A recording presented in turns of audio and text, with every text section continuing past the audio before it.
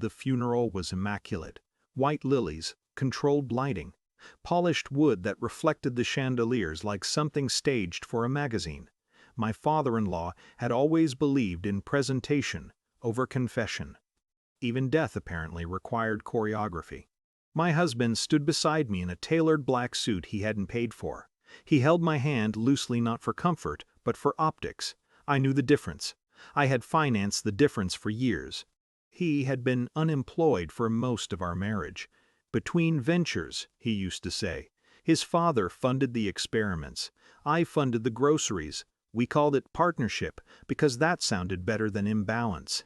At the reception, the attorney announced the figure, $210 million. There wasn't a gasp, just a tightening, a recalibration of how everyone stood. I felt it before I saw it, my husband's spine straightening, his shoulders settling into something firmer. Grief evaporated too quickly to be real. On the drive home, he didn't cry, he talked. About expansion. About finally being respected. About how his father had underestimated him. The irony hovered, unnoticed. Within a week, the language changed. It was no longer we. It was my capital, my advisors, my restructuring. He hired consultants before he spoke to me about anything practical. He moved accounts, reassigned access. I learned about changes through forwarded emails written in a tone that excluded me. I asked once carefully, "What does this mean for us?" He looked almost puzzled, as if I'd asked about the weather. "It means I don't have to pretend anymore." The sentence didn't land immediately. It settled later, like dust. The kitchen confrontation wasn't loud. I remember that clearly. No broken glass, no theatrics. He stood on the opposite side of the island, sunlight cutting a sharp line across the marble. He smiled, not broadly but thinly. "You're useless now," he said. "I don't need you anymore." It wasn't anger, it was relief. That hurt more. He filed for divorce within a month. Efficient, clinical. He requested primary control of the marital home, citing disproportionate asset ownership. His attorneys were polite in that way. Expensive lawyers are polite, careful not to sound cruel while drafting documents that erase you. Friends called me strong. They meant quiet. But inside I wasn't strong. I was dissecting the years, wondering when dependence turned into resentment, whether loyalty had been mistaken for leverage. I signed without spectacle. He walked away believing he had graduated from something small. The divorce finalized on a Tuesday morning. On Thursday, his father's estate attorney requested a meeting. We sat in the same office where the inheritance had been announced.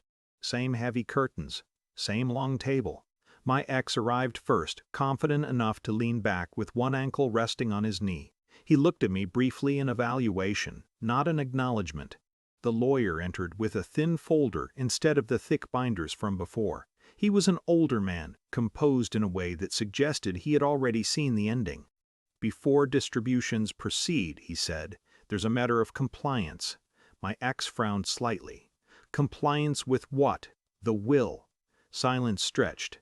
The lawyer adjusted his glasses and looked directly at him. "Did you read it?" "Fully." A faint chuckle followed, not mocking but incredulous. My ex's posture shifted almost imperceptibly. "Of course. You reviewed the conditional trust structure?" the lawyer asked. No answer. The attorney opened the folder and turned it toward him. My father-in-law had not transferred $210 million outright.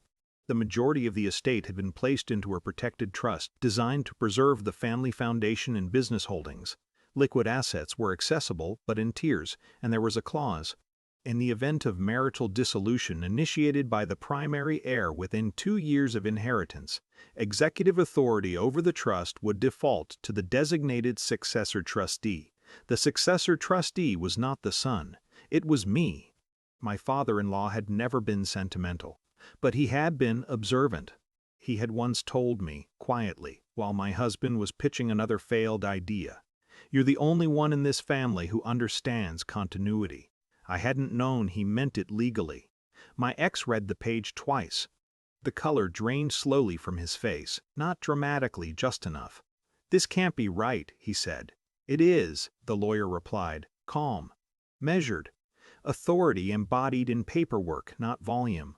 You still receive distributions, he continued. But major financial decisions, foundation leadership, and asset liquidation require trustee approval. Mine. The room didn't explode, no shouting, no cinematic unraveling. Just a man confronting the cost of assuming loyalty had no weight.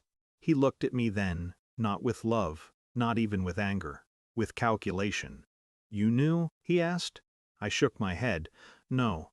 That was the truth. The lawyer closed the folder. "Your father believed stability should be rewarded," he said. He structured accordingly. There it was, clear, concrete, unmistakable. Authority had spoken. Outside, the air felt thinner. My ex walked ahead of me down the steps, slower than before. The confidence had not vanished, it had compressed. Pride rarely disappears, it adapts. I stood still for a moment, not savoring anything. There was no victory music, no vindication swelling in my chest. The marriage was still over. Trust, once fractured, does not reassemble because paperwork shifts. I had control now, yes. Quiet, undeniable control. But control is administrative. It does not replace intimacy. In the weeks that followed, we communicated through formal channels, proposals, approvals, structured meetings. He was careful with me, professional, sometimes almost respectful. I often wondered whether he regretted leaving, or regretted leaving too quickly. I never asked. Pride had cost him autonomy. Loyalty had cost me a marriage. The foundation continued. Employees kept their jobs. The estate remained intact. Life did not become triumphant. It became steady. And steady, I've learned, is its own kind of power. Not loud, not celebratory, but no longer underestimated.